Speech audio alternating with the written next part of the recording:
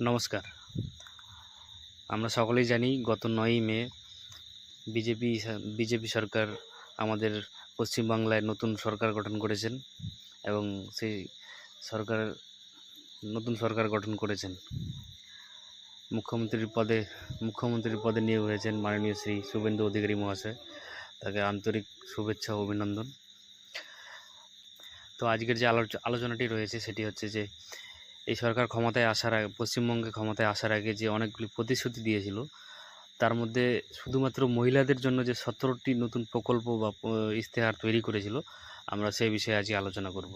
যে শুধুমাত্র পশ্চিমবঙ্গের মহিলাদের জন্য কি কি প্রতিশ্রুতি এবং কি কি প্রকল্প চালু করার কথা ছিল এবং আগামীতে করতে চলেছে। তো চলুন সেগুলি আজকে দেখেন।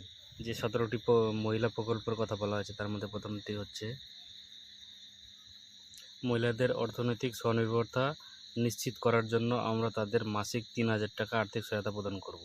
এই যে প্রথমটা, তার মানে আগে যেটা আমরা আপনারা লক্ষ্মীর ভাণ্ডারের মাধ্যমে 1500 বা 1700 টাকা পেয়ে থাকতেন, সেটিকে এখন নাম চেঞ্জ করে অন্নপূর্ণা ভাতার নাম দিয়ে 3,000 টাকা করে দেওয়া হবে মাসিক।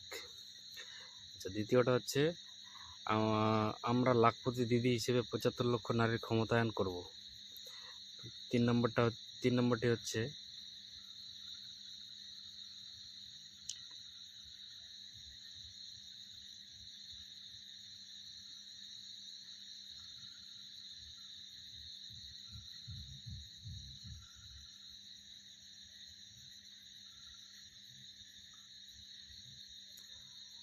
আমরা প্রতিটি মহকুমায় অত্যন্ত একটি মহিলা থানা এবং প্রতিটি থানায় একটি নারী সহায়তা ডেস্ক স্থাপন করব।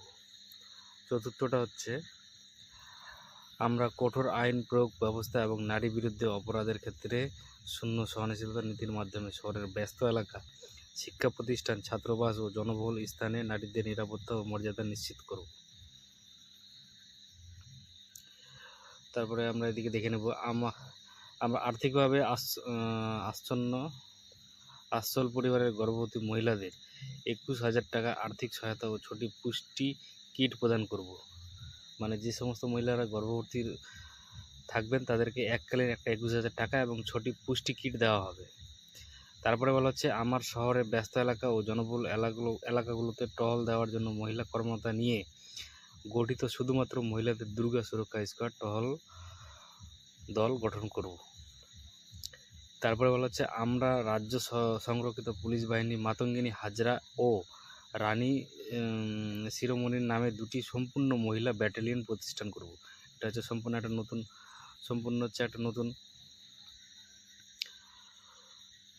নতুন প্রকল্প। আচ্ছা, তারপরে হচ্ছে আমরা পুলিশ বাহিনী সহ রাজ্য সরকারের সকল চাকরিতে মহিলাদের জন্য 30% সংরক্ষণ প্রদান করব। যেটা আগে ছিল না, সেটা বলা হচ্ছে যে এখন করা হবে। আমরা বেসরকারি সংস্থাগুলোকে প্রণোদনা দিয়ে নারী শ্রমিকের অধিকার দেওয়ার লক্ষ্যে আমাদের শিল্পনীতি প্রণয়ন করব। এটা একটা নতুন প্রকল্প। আমরা সকল সরকারি বাসে মহিলাদের জন্য বিনামূল্যে পরিবহন ব্যবস্থা করব। তার মানে মহিলারা যদি এক জায়গা থেকে অন্য জায়গায় যেতে চান, তাহলে সরকারি বাসে গেলে কোনো ভাড়া লাগবে না। এটা একটা নতুন প্রকল্প। নারী কর্মশক্তিতে সহায়তা করার জন্য আমরা প্রতিটি জেলায় একটি কর্মজীবী মহিলা হোস্টেল স্থাপন করব। এটা একটা নতুন প্রকল্প। তারপরে বলা হচ্ছে অঙ্গনারী প্রাণী মিত্র ও আশাকর্মীদের ন্যায্য ও মর্যাদাপূর্ণ পারিশ্রমিক প্রদানের লক্ষ্যে আমরা তাদের মাসিক সম্মানী পুনর্বিবেচনা করব।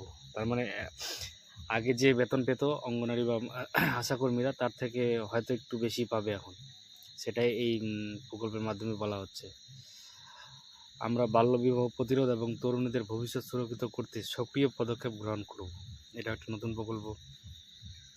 তারপরে বলা হচ্ছে উচ্চশিক্ষায় নারীদের সহায়তা করার লক্ষ্যে স্নাতক কোর্সে ভর্তির সময় শুধুমাত্র ছাত্রীদের 50,000 টাকা প্রদান করা হবে এককালীন। এটাও কিন্তু নতুন প্রকল্প। আমরা 40 বছরের কম বয়সী সকল মেয়ে ও মহিলাদের বিনামূল্যে এইচপি টিকা প্রদান করব। এটা একটা নতুন প্রকল্প।